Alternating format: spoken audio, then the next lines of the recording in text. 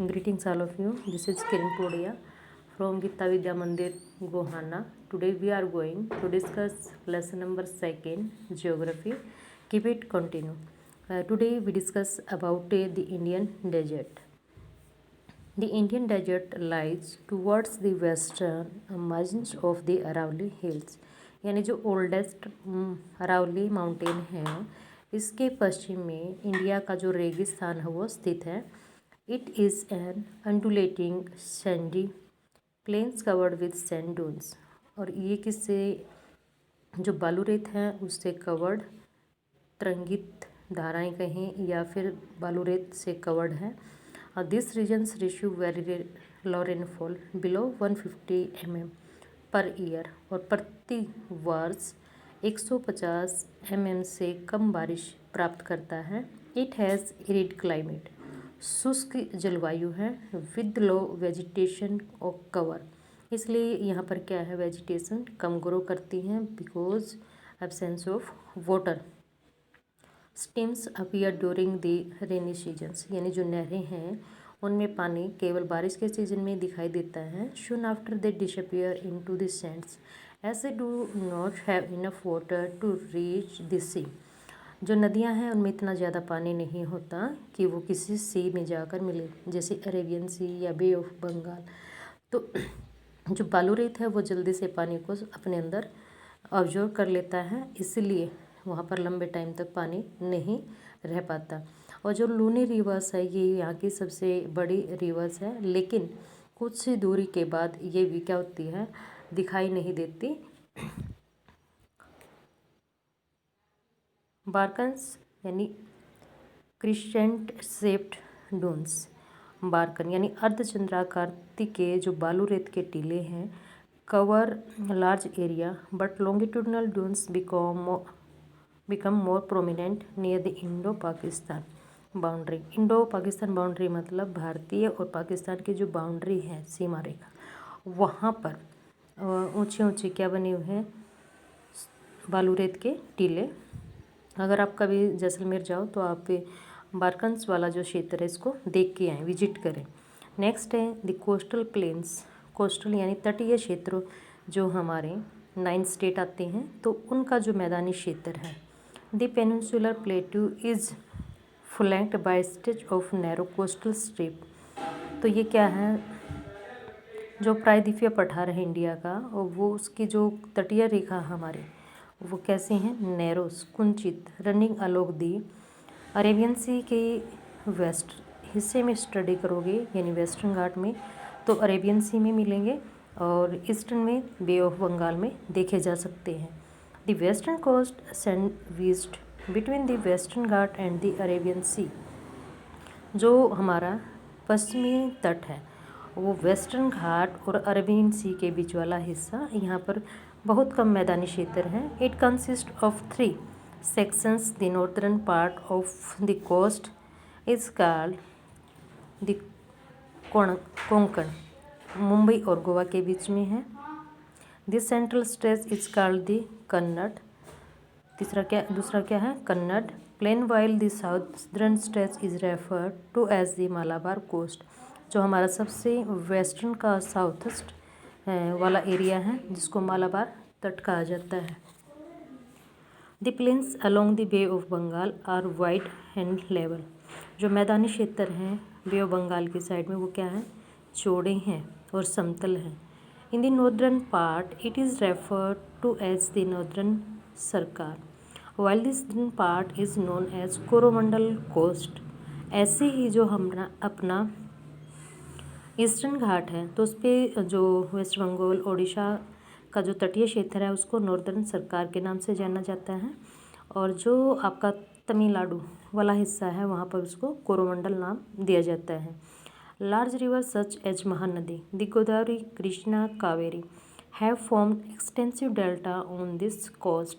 और इस तट पर जो हमारी बड़ी बड़ी नदियाँ हैं गोदावरी, कृष्णा, कावेरी, महानदी, ये सभी डेल्टा का निर्माण करती हैं. जो चिल्का है, चिल्का लेक कहाँ पर है, ओडिशा में है. और इसकी मुख्य फीचर्स क्या है, ये ईस्टर्न कोस्ट पे है and it is a saline lake of India largest. और उड़ीसा स्टेट में रहेगी। The Chilka lake is the largest salt water. Next is that the islands यानी जो द्वीपीय समूह होते हैं। You have already seen that India has a vast mainland. भारत का जो भू क्षेत्र है वो काफ़ी विस्तृत है। Beside this the country has also 2 groups of island. इसके अतिरिक्त भारत के 2 क्या हैं, द्वीपीय समूह हैं, जो कि आप सभी जानते हैं, Andaman Nicobar and Lakshadweep. That is name. It covers small area of 32 square kilometres. ज़्यादा बड़ा एरिया कवर नहीं करता। Kavaratti island is the administrative headquarters of Lakshadweep, यानी इट मीन्स जो कवारत्ती है ये यहाँ का प्रशासनिक मुख्यालय भी है और कैपिटल भी है। This island groups has great diversity of flora and fauna. यहाँ पर डिफरेंट टाइप की जो पेड़ पौधे और पशु पक्षी पाए जाते हैं, उनकी काफ़ी प्रजाति यहाँ पर पाई जाती, विभिन्नताएं हैं।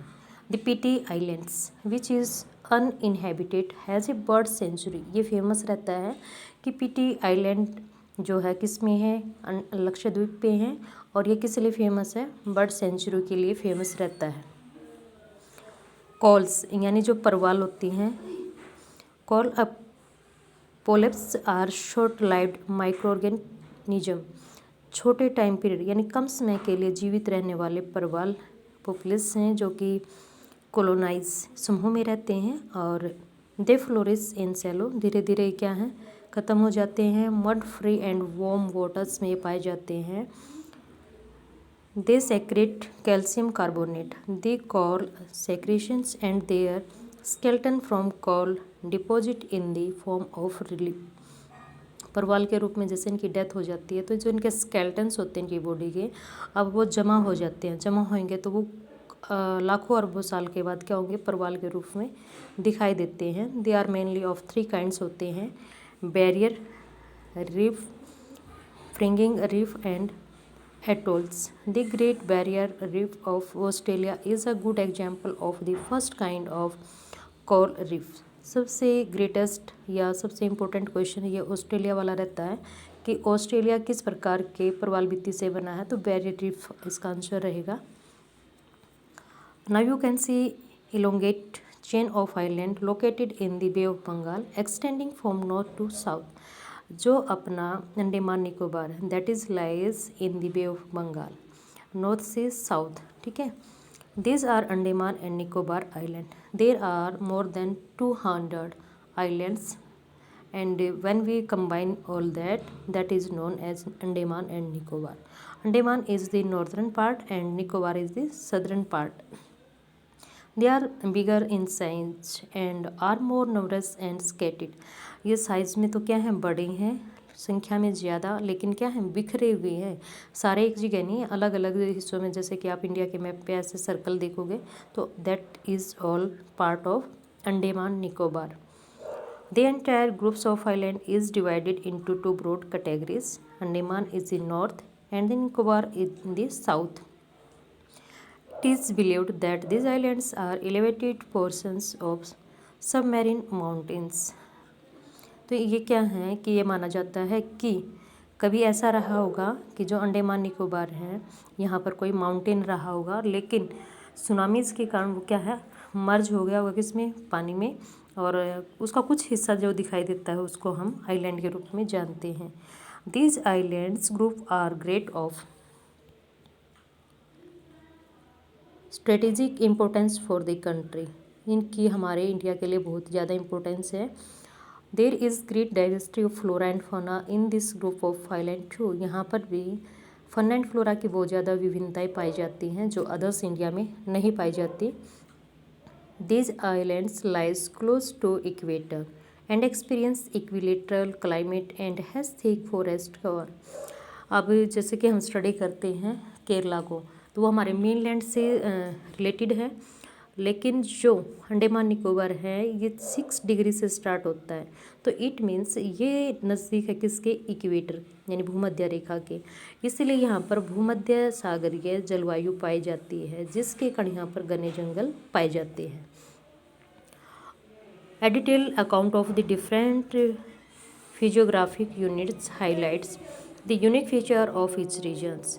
तो यहाँ पर इनके बारे में हम सभी ने स्टडी किया और जिससे हमें प्रत्येक क्षेत्र की मुख्य विशेषताओं का पता चलता है। It would however be clear that each region complement the other and makes the country richer in its natural resources. इसका रीजन क्या है कि अलग अलग क्षेत्रों में अलग अलग प्रकार के रिसोर्सेज पाए जाते हैं। इन सभी रिसोर्सेज की जब हम स्टडी करते हैं तो हमारा देश क्या होता है, प्राकृतिक संसाधनों में बहुत ही अमीर का मतलब ज़्यादा मात्रा में पाए जाते हैं। यहाँ पर the mountains are the major source of water, forest wealth. Mountains से हमें क्या मिलता है, पानी, और फॉरेस्ट हमारी संपदा के लिए यानी धन संपदा का काम करते हैं। The northern plains are the granaries. जो हमारा उत्तरी भारत वाला हिस्सा है इसमें हम अनाज ज़्यादा मात्रा में प्रोड्यूस करते हैं। They provide the base for early civilization, जिसने कि जो हमारी प्राचीन सभ्यता रही है उसको आधार प्रदान किया। The plateau is store house of minerals which has played a crucial role in the industrialization of the country. जो प्लेट्यूज है, पठार है, वो स्टोर हाउस किसका है, मिनरल्स, खनिज पदार्थों का, जो कि उद्योगों के लिए बहुत ही बड़ा रोल प्ले करते हैं। The coastal regions and island group provide site for fishing and port activity. जो तटीय क्षेत्र हैं वो क्या हैं, फिशिंग के लिए और पोर्ट बंदरगाह के लिए फेमस हैं, जिसके कारण हम क्या करते हैं, अपना एक्सपोर्ट और इंपोर्ट करते हैं। The diversity physical feature of land have immense future possibility of the development.